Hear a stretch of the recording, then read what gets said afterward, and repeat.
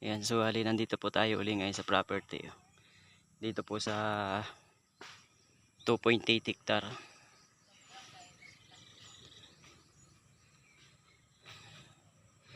Ito po, may guyaban na siya. Ayumi ito. Ayan, may mga langka, kakao. Ito po yung barangay road. Bali, hindi po siya barangay road.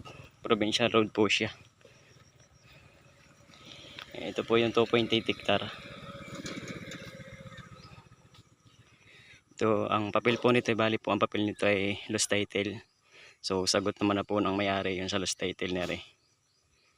Ito, may mga niyog po rin. Ayan, madami siyang mga niyog.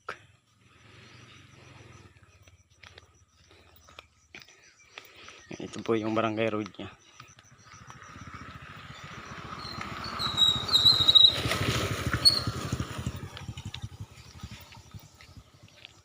Ayan, ere.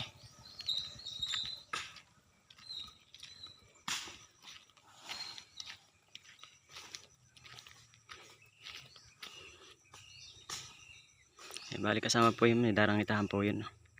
Huwag ganun siya. Kasama pa po ere. Abot po yan doon sa baba doon. Sa kabila.